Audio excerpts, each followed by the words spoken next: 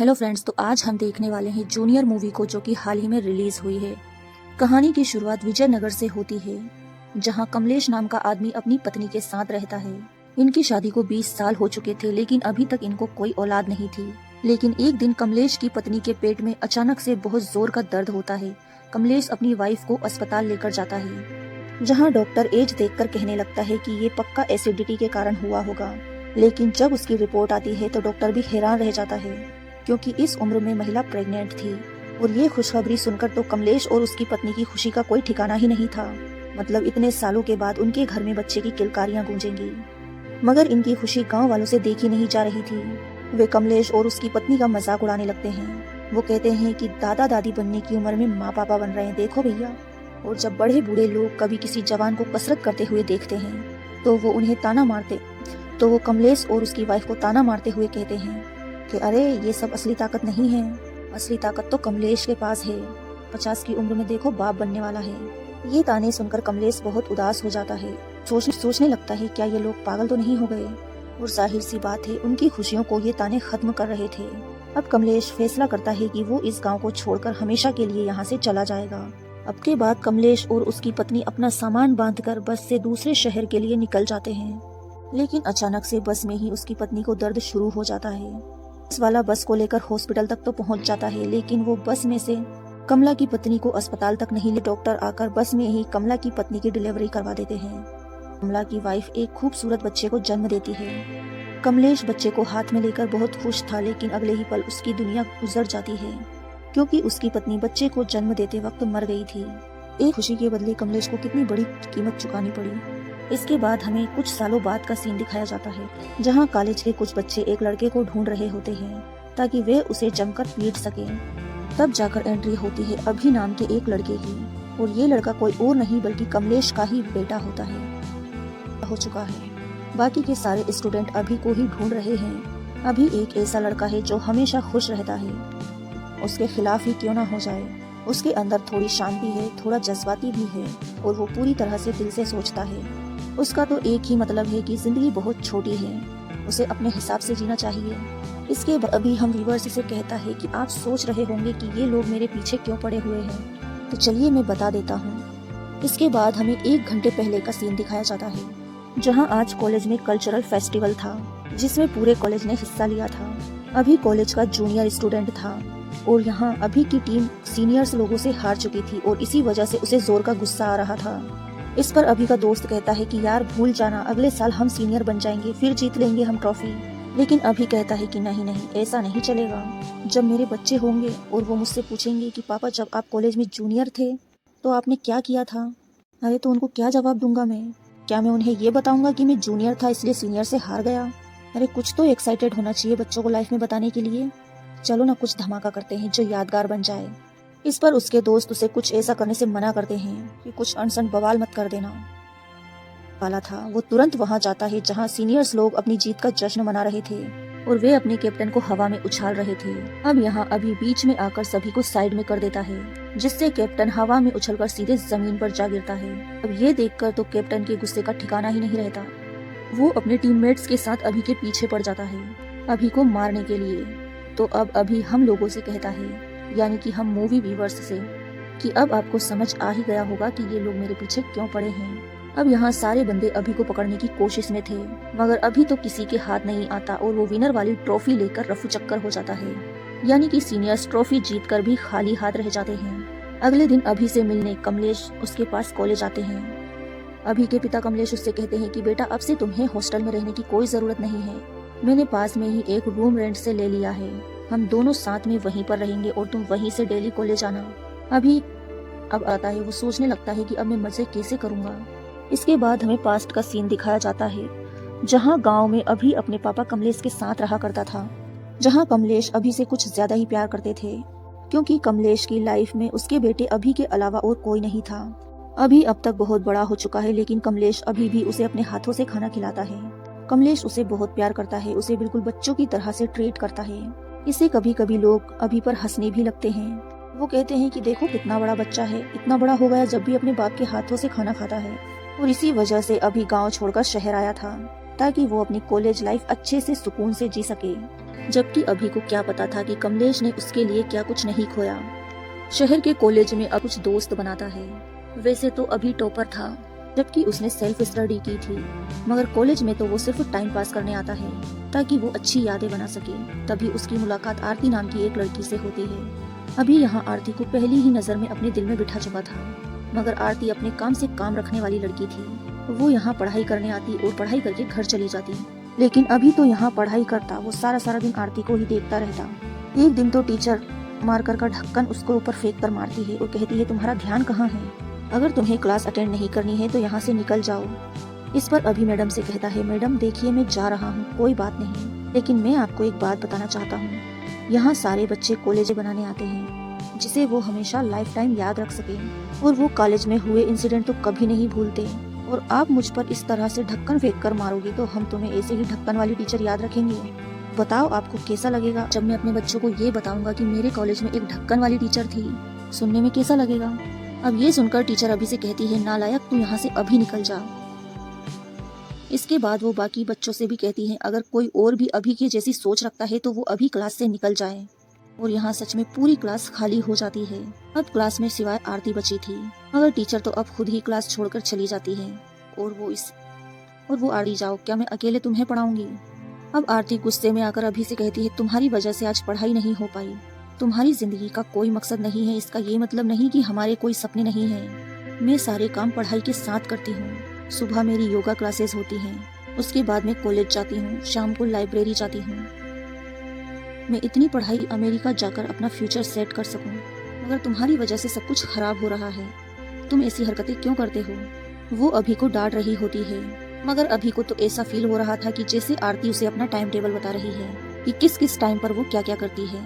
अब अभी भी उसी टाइम पर आरती के पास आकर बैठना शुरू कर देता है। सुबह वो आरती की योगा क्लास में जाता, दिन भर वो कॉलेज में आरती के साथ रहता, और शाम को वो लाइब्रेरी पहुंच जाता। मगर आरती उसे बिल्कुल भी भाव नहीं दे रही थी, मगर अभी भी कहाँ हार मानने वाला था।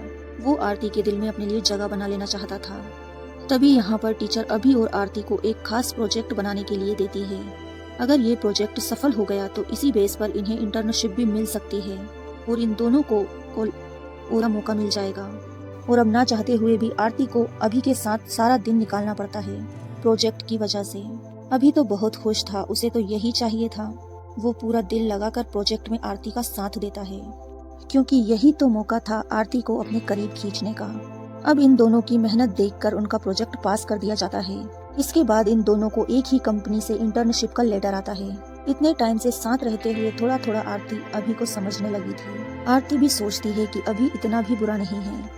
अब इंटर्नशिप का पहला दिन होता है। आरती तो पहले ही आ चुकी थी, लेकिन अभी आराम से आ रहा था। लेकिन जैसे ही अभी लिफ्ट में जाने वाला होता है कि तभी गार्ड्स उसे बाहर निकाल देते हैं।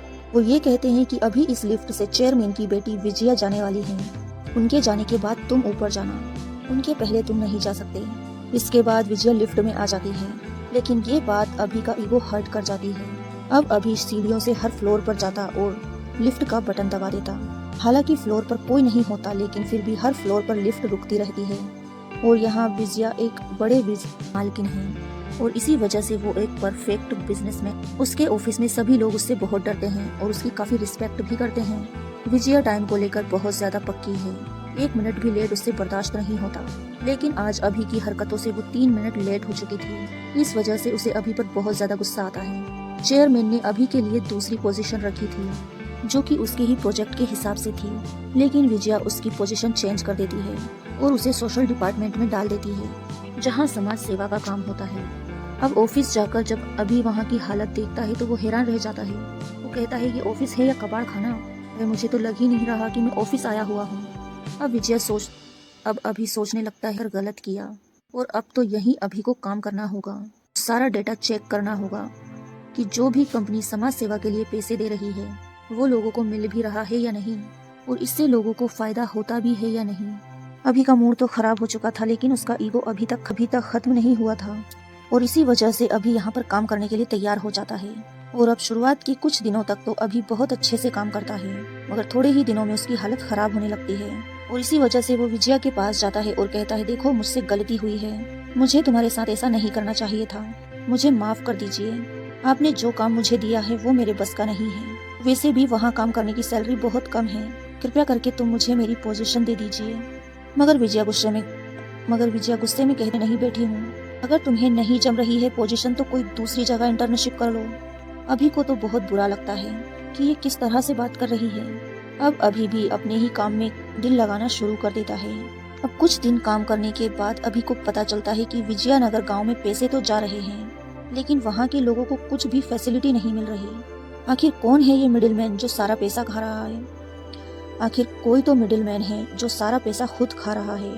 इस बारे में अभी विजया को कॉल करके बताने की कोशिश करता है, मगर विजया तो एक जरूरी मीटिंग में बिजी थी, क्योंकि अगले दिन उसे कंपनी का सीईओ बनाया जाएगा। जैसे ही उसकी मीटिंग खत्म होती है, अभी फिर से विजया को उस फ्रॉड के बारे में बताने की कोशिश करता है, लेकिन जब विजया उसे ज्यादा ही इग्नोर करने लगती है तो अभी को गुस्सा आ जाता है और अब वो सबके सामने चिल्लाते हुए कहता है कि मैडम, आपको समझ नहीं आ रहा, आपकी जानकारी के बिना विजयनगर गाँव में इतना बड़ा फ्रॉड हो रहा है, आपको पता भी नहीं है। आप है कि मेरी बात सुनने को ही तैयार नहीं हैं। अगर आप मुझे परमिशन दो तो मैं वहां जाकर देखना चाहता हूं कि आखिर वहां क्या चल रहा है।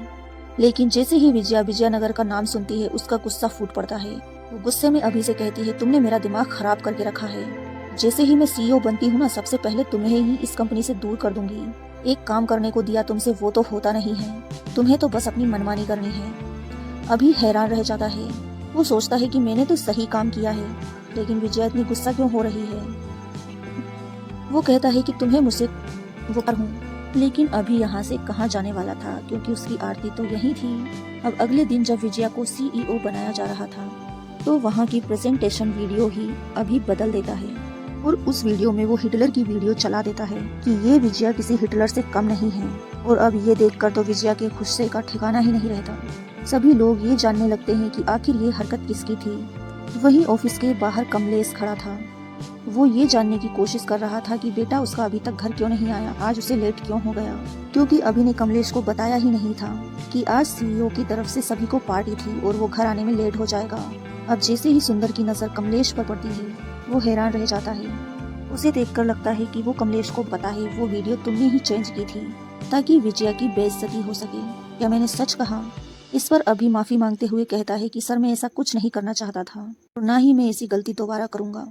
इस पर कमलेश अभी से कहता है कि तुमने ऐसा करके किसी और की नहीं बल्कि अपनी ही बहन की बेइज्जती की है, क्योंकि विजया कोई और नहीं बल्कि तुम्हारी खुद की सगी बहन है। ये सुनकर तो अभी के पैरों तले जमीन खिसक जाती है। उसे यकीन ही नहीं होता कि उसकी एक बहन भी है।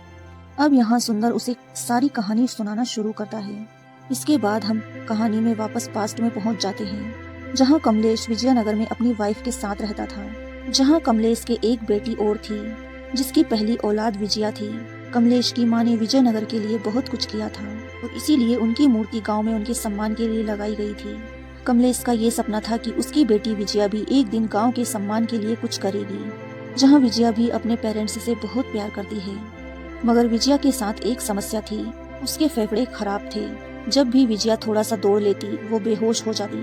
कभी कभी तो उसे एडमिट करवाना पड़ जाता था। उसके इलाज में 20 लाख रुपए लगने वाले थे। अगर कमलेश अपना सब कुछ बेच देता तब भी इतने पैसे इकट्ठे नहीं कर पाता, लेकिन फिर भी कमलेश हमेशा मेहनत करता है ताकि वो विजया का इलाज करवा सके। उसी गांव में सुंदर और उसकी पत्नी भी रहते थे, मगर उनकी कोई औलाद नहीं थी। मगर जब भी वे विजया को देखते वो उसे बहुत पसंद करते थे। सुंदर की वाइफ विजया को गोद लेना चाहती थी। वो सोचते थे कि वो उसका फ्यूचर बना देंगे, मगर उनकी कमलेश से ये कहने की हिम्मत नहीं थी कि तुम्हारी बेटी हमें दे दो। इसी वजह से वे दूर से ही विजया को देखकर अपना मन बहला लेते थे। विजया हर चीज में एक्सपर्ट है। जब भी क्यों ना जीत ले, उसकी माँ नाराज हो जाती। वो कहती है कि मैंने तुम्हें खेलने कूदने से मना किया है, फिर तुम क्यों मानती नहीं हो। मगर कमलेश हमेशा विजया का साथ देता और कहता कि तू चिंता मत कर, मैं तेरा इलाज करवाऊंगा। ऐसे ही एक दिन जब ये लोग खाना खा रहे होते हैं तो खाना खाते टाइम कमलेश को हिचकी आती है, तो विजया दौड़कर पानी लेने पहुंच जाती है। तभी विजया के लंग्स जवाब दे जाते हैं। विजया जमीन पर गिर जाती है और बेहोश हो जाती है। कमलेश तुरंत ही उसे हॉस्पिटल एडमिट करवा देता है, जहां उसके इलाज में 20 लाख रुपए चाहिए थे। अब इलाज के लिए कमलेश के पास पैसे तो थे नहीं और वो इलीगल तरीके से अपनी एक किडनी बेच देता है। तब भी पैसे कम पड़ जाते हैं। तभी उसे पता चलता है कि सुंदर विजया का ख्याल रखना चाहता है, उसे वो अडॉप्ट करना चाहता है। अगर विजया सुंदर के पास रहेगी तो वो उसे इस दुख भरी दुनिया से बाहर ले जाएगा। और वो उसका इलाज भी करवा देंगे और उसका भविष्य भी बना देंगे, जो जो कमलेश चाहकर भी नहीं कर सकता था, क्योंकि कमलेश बहुत। अब इसी वजह से कमलेश विजया को सुंदर के हवाले कर देता है और वो सुंदर से कहता है कि तुम मेरी बच्ची का अच्छे से ख्याल रखना, उस पर कभी कोई दुख नहीं आने देना। लेकिन विजया बहुत बड़ी थी, उसे सब समझ आ रहा था कि उसके साथ क्या हो रहा है। कमलेश जानता था कि विजया उसे इतनी आसानी से नहीं छोड़ने वाली और इसी वजह से कमलेश विजया के दिल में अपने लिए नफरत पैदा करना शुरू कर देता है। विजया कुछ समझ नहीं पा रही थी। वो सोचती है कि मैं अपने पिता से इतना प्यार करती हूँ, फिर भी वो मुझसे इतना नफरत क्यों करते हैं। एक दिन गुस्से में कमलेश विजया को सुंदर के दरवाजे पर छोड़कर कहता है कि जब से तू पैदा हुई है तब से हमारे घर पर मुसीबतों का पहाड़ टूट पड़ा है। तू मर क्यों नहीं जाती, मर जाती तो अच्छा होता, और मैं तेरी शक्ल नहीं देखना चाहता। अब कमलेश की ये बातें विजया के दिल पर लग जाती हैं। हालांकि कमलेश ये सारी बातें अपने दिल पर पत्थर लग हालांकि कमलेश ये सारी बात से वो विजया से मिलने नहीं जाता। इसके बाद सुंदर ने ही विजया को रखा, उसका फ्यूचर बनाया। लेकिन आज तक विजया सुंदर को अपना पिता नहीं मानती, क्योंकि अंदर से तो वो आज भी कमलेश को ही अपना पिता मानती है। हालांकि वो अपने पिता और अपने गांव के नाम से बहुत नफरत करती है। तभी अभी के विजयनगर कहने से विजया को इतना गुस्सा आया था। अब ये सारी कहानी सुनने के बाद अभी को एहसास होता है कि जो प्यार मुझे पिताजी से मिल रहा है, उस प्यार को पाने के लिए मेरी बहन कितना तड़पी है और मुझे तो उनके प्यार की कदर ही नहीं है। आज अभी को समझ आ रहा था कि आखिर उसके पिता उससे इतना प्यार क्यों करते हैं, क्योंकि विजया के बाद वे अभी को अपने आप से दूर होते हुए नहीं देख सकते थे। अभी सुंदर से कहता है कि सर, आपने जो विजया के लिए किया है वो एक पिता से कम नहीं है। मैं विजया को पुरानी विजया में बदलने की पूरी कोशिश करूंगा, ताकि उसके दिल में जो आपके लिए और मेरे पिता के लिए नफरत है वो हमेशा के लिए खत्म हो जाए। इधर सुंदर विजया से कहता है कि देखो बेटा, मैंने तुम्हें सीईओ बनाया है, लेकिन एक सीईओ की बहुत सारी जिम्मेदारियां होती है। मैं तुम्हें सबसे पहले एक काम देता हूँ, तुम विजयनगर जाओ और वहाँ के फ्रॉड की जानकारी निकालो। विजया विजयनगर कभी नहीं जाना चाहती थी, मगर सुंदर के कहने पर वो विजयनगर जाने को तैयार हो जाती है। मगर वहाँ आने पर विजया की पुरानी यादें ताज़ा हो जाती है और अभी भी वही होता है, यानी कि अब विजया और अभी दोनों फ्रॉड की जानकारी निकालने यहाँ आए थे। लेकिन अभी का तो एक और मिशन था, विजया के दिल में इस गांव और अपने पिता के लिए प्यार भरना। अभी विजया को ये नहीं बताता कि वो उसका छोटा भाई है, वरना सच्चाई जाने बगैर वो उससे भी नफरत करने लगेगी। अब यहाँ आने के बाद अभी को पता चलता है कि कंपनी यहाँ के एनजीओ को गांव के डेवलपमेंट्स के लिए पैसे देती थी, लेकिन यहाँ के लोगों को तो स्मार्टफोन क्या होता है इस बारे में तक नहीं पता। फिर इतने सालों से आया हुआ पैसा कहाँ जा रहा है। जांच पड़ताल के बाद पता चलता है कि गांव में एक नेता है जो सारे पैसे अपनी जेब भर रहा है। विजया नफरत की वजह से यहाँ पैसे तो भेज रही थी, लेकिन वो पैसा कहाँ जा रहा इस बारे में उसके पास कोई जानकारी नहीं थी। अब विजया के यहाँ आ जाने से वो नेता घबरा जाता है, सोचता है कि अब मेरा धंधा चौपट हो गया और अब शायद मुझ पर कार्यवाही होगी। इसीलिए वो गांव वालों को आपस में भड़काने लगता है। वो गांव वालों से कहता है कि ये लोग तुम्हारे गांव में बड़ी बड़ी मशीनें लगाएंगे, भगाओ तुम इन्हें यहाँ से। इसी वजह से गांव वाले लोग विजया के घर और ऑफिस में पत्थर फेंकना शुरू कर देते हैं। लेकिन अभी वहां आ जाता है और गांव वालों को शांति से समझाता है। वो कहता है कि स्मार्टफोन क्या होते हैं, जो अभी नई टेक्नोलॉजी आई है उसके बारे में बताता है। वो वहां गूगल की डिवाइस भी लगा देता है, ताकि गांव वाले गूगल से जो भी प्रश्न पूछेंगे वो उसका सही जवाब दे देगा। साथ ही वो प्रोजेक्टर के माध्यम से उन्हें वीडियो भी दिखाएगा। तकलीफ में डालने नहीं, बल्कि तुम्हें तकलीफ से बाहर करने आई है। अगर आप हमारा साथ देते हो तो इसमें तुम्हारा ही फायदा होगा। अब सारे गांव वाले ये सुनकर बहुत खुश होते हैं। वे सोचते हैं कि ये तो बढ़िया टेक्नोलॉजी है। कुछ ही घंटों में अभी ने गांव वालों पर ऐसा जादू किया कि गांव वाले अभी और विजया से बहुत ज्यादा प्यार करने लगते हैं। वो बिल्कुल अपनों की तरह उन्हें रखते हैं। अब गांव वालों का इतना प्यार देखकर विजया को भी एहसास हो चुका था कि वो इतने दिनों से इन लोगों के साथ गलत कर रही थी। उसने इन मासूम और प्यारे लोगों से नफरत करके बहुत गलत किया और अब विजया अभी से भी नफरत करना बंद कर देती है और ये चीज उस नेता को बर्दाश्त नहीं होती और अब वो अपने गुंडों को विजया को मारने के लिए भेज देता है। लेकिन अभी तो ये समझ चुका था कि विजया उसकी बहन है और अब वो विजया को बचाने के लिए अपनी जान तक दे देगा। अब यहाँ अभी उन गुंडों से अकेले ही लड़ जाता है।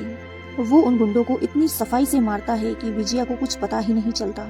सारे गुंडे ढेर हो चुके थे। अगले दिन अभी जब अकेला बैठा हुआ था तो विजया उसके पास आती है, जहाँ विजया उसे उदास लग रही थी। अभी विजया से कहता है कि मैम आप उदास हो। तो विजया कहती है कि था कोई अपना बिल्कुल पिता के जैसा, जो हमेशा के लिए मुझे छोड़कर चले गए। जिनकी हम कदर करते हैं उन्हें हमारी कदर नहीं होती। तभी अभी के पास कमलेश का फोन आ जाता है कमलेश ने उसका हालचाल पूछने के लिए कॉल किया था। अभी अपने पापा से कहता है कि यहाँ सब कुछ ठीक है, बस अपनी बॉस से बात कर रहा हूँ। वो अपने किसी किसी के जाने से उदास बैठी हुई हैं। तभी कमलेश अभी से वो फोन विजया को देने के लिए कहता है और यहाँ विजया को पता नहीं होता कि वो इस टाइम इस फोन पर अपने पिता से बात कर रही है। वो शायद कमलेश को भी पता नहीं कि वो विजया से बात कर रहा है। अब यहाँ कमलेश उससे बहुत ही प्यार से बातें करता है। वो विजया से कहता है कि हर जाने वाला इंसान बिना मतलब के नहीं जाता, खास करके वो जिसे तुम पिता की तरह इज्जत करती हो। माता पिता अपने बच्चों से जब तक दूर नहीं होते, जब तक सारी उम्मीदें खत्म ना हो गई हो। लेकिन इसका मतलब ये नहीं कि वो बच्चों से प्यार नहीं करते, वो दूर भी उनकी ही भलाई के लिए होते हैं। और यही बात विजया के दिल में बैठ जाती है और वो सोचने लगती है कहीं वो अपने पिता को गलत तो नहीं समझ रही। लेकिन अभी भी वो अपने पिता से मिलने नहीं जाती, क्योंकि उसे ये भी नहीं पता कि उसके पिता अभी जिंदा है भी या नहीं। लेकिन अब विजया बदल चुकी थी। वो अभी की मेहनत से खुश होने लगती है। उसे इस गांव से प्यार हो जाता है। पूरे दिन वो गांव वालों को नई नई टेक्नोलॉजी के बारे में बताती है। साथ ही वो गांव की लड़कियों को पढ़ाती भी है। जो सपना कमलेश ने अपनी बेटी के लिए सोचा था कि वो अब उसकी माँ की तरह इस गांव का भला करेगी, और विजया वही अब कर रही है। लेकिन एक दिन अभी को एक बुरी न्यूज मिलती है। उसे अपने दोस्तों से पता चलता है कि उसके पिता हॉस्पिटल में एडमिट हैं। लोगों का कहना है, डॉक्टर का कहना है कि उन्हें भूलने की बीमारी हो गई है और ये बीमारी उन्हें लगभग 6 महीने नहीं दे रहे थे, और अगर जल्दी ही कुछ नहीं किया गया तो वे अपनी याददाश्त खो देंगे। ये सुनकर अभी हैरान रह जाता है और वो अपने पापा को इसी गाँव में वापस बुला लेता है ताकि वो अपने पिता के साथ रहकर उनका इलाज करवा सके, और फिर सही टाइम देखकर वो विजया को भी उनसे मिला देगा। लेकिन जैसे ही उसके पिता गांव में आते हैं तभी उस नेता के गुंडे फिर से अभी पर हमला करने आ जाते हैं। अपने बेटे को बचाने के चक्कर में कमलेश खुद बीच में आ जाता है। भूलने की बीमारी तो कमलेश को पहले से ही थी, लेकिन सिर पर चोट लगने की वजह से अब उसकी हालत ज्यादा खराब हो जाती है। अपने पिता पर हुआ हमला अभी बर्दाश्त नहीं कर पाता और अब अभी गुस्से में उन गुंडों को बुरी तरह से मारता है। इसके बाद अभी तुरंत अपने पिता को हॉस्पिटल में एडमिट करवा देता है। दूसरी तरफ विजया को एक बॉक्स मिलता है जिसमें कमलेश और वो अपनी माँ से छुपकर बातें किया करते थे और अपनी बातें लिखकर उस बॉक्स में रख देते थे, क्योंकि विजया की मॉम कभी विजया को भागने नहीं देती थी। क्योंकि विजया की मॉम को बहुत टेंशन थी, क्योंकि विजया सांस नहीं ले पाती थी और कई सारी चीजों पर उसकी माँ ने पाबंदियां लगा रखी थी ताकि उसकी सेहत खराब ना हो जाए। उस टाइम कमलेश ने विजया से कहा था कि बेटा, अगर तुम्हें कुछ माँ से छुपा कर करना हो तो इस लेटर बॉक्स में लिखकर इस बॉक्स में रख देना, मैं पढ़ लूंगा। अगर मुझे कुछ कहना होगा तो मैं भी लिखकर इसी बॉक्स में रख दूंगा। और ये बॉक्स यहीं पर पड़ी हुई एक टूटी नाव में रखा होता है और यहीं पर विजया अपनी बातें लिखकर इस बॉक्स में रखा करती थी। अब जैसे ही विजया उस बॉक्स को खोलती है उसे उसमें एक नोट मिलता है। उस लेटर में ये लिखा था कि विजया मेरी बच्ची, मुझे पता है कि तुम ये लेटर लेने कभी नहीं आओगी। मुझसे तुम्हें ये लेटर मिल जाए तो याद रखना, मैं तुमसे कभी भी नफरत नहीं करता था, क्योंकि तुम मेरी जिंदगी हो। तुम्हें जिंदगी देने के खातिर मैंने तुम्हें अपने आप से हमेशा हमेशा के लिए दूर कर दिया। हो सके तो तुम मुझे माफ कर देना। ये पढ़कर तो विजया के पैरों तले जमीन ही खिसक जाती है। यहाँ विजया की आंखों से आंसू की धार लग जाती है। विजया लेटर को सीने से लगाकर जोरों से रोने लगती है, जैसे कि सालों का दर्द उसकी आंखों से निकल रहा हो। उसी टाइम उसे ये न्यूज मिलती है कि कमलेश हॉस्पिटल में एडमिट है। अब विजया तुरंत हॉस्पिटल में भागकर जाती है। वो अपने पिता से कहती है कि पिताजी, मैं वापस आ गई। अब तो तुम मुझे छोड़कर कभी नहीं जाओगे ना। कमलेश अपने आंसू नहीं रोक पा रहा था। विजया को वहाँ देखकर वो बहुत खुश होता है और अभी ये चीज देखकर बहुत खुश होता है, मगर इसी खुशी के बीच उसे एक ऐसा दर्द मिलता है जिसे अभी चाहकर भी कभी नहीं भुला सकता। कमलेश, जिसे विजया तो याद रहती है मगर अभी को वो पूरी तरह से भूल चुका था, वो बीमारी की वजह से अभी को पहचानने से इनकार कर देता है। उसे ये तक पता नहीं कि अभी कौन है। साथ ही उसने विजया को भी नहीं बताया था कि मैं उसका भाई हूँ, और इसीलिए अब विजया भी अभी को मिस्टर अभी कहती है कि तुम्हारा बहुत बहुत शुक्रिया मेरे दिल से ये नफरत निकालने के लिए। मानो अभी के ऊपर तो पहाड़ टूट पड़ा हो। वो चाहता तो था सब कुछ बताना, लेकिन डॉक्टर ने मना किया था कि अगर उनके दिमाग पर ज्यादा जोर दिया गया तो वो हमेशा हमेशा के लिए अपनी याददाश्त खो देंगे। इसीलिए अभी सारी सच्चाई छुपा लेता है। जिसने अपनी बहन को अपने पिता से मिलवाया, आज उसकी ही फैमिली उसे पहचानने से इनकार कर रही है। बड़ी इमोशनल कहानी थी, लेकिन अभी को इतना बुरा नहीं लगता। बचपन से आज तक उसे अपने पिता की कदर नहीं थी, लेकिन अब उसके पिता को कोई ऐसा मिल गया है जिसे उनके सच्चे प्यार की कदर होगी। इसीलिए अब अभी कमलेश और विजया की जिंदगी से अलग होकर विजया की ही कंपनी में काम करने लगता है और साथ ही वो सुंदर को भी सच्चाई बताने से इनकार कर देता है, क्योंकि उसके पिता ने बहुत ही मुश्किल से विजया को हासिल किया है, वो कभी ये भूले नहीं। इसी इमोशनल सीन के साथ ये शानदार मूवी यही खत्म होती है। मूवी कैसी लगी कमेंट्स में बताइए। Thanks for watching.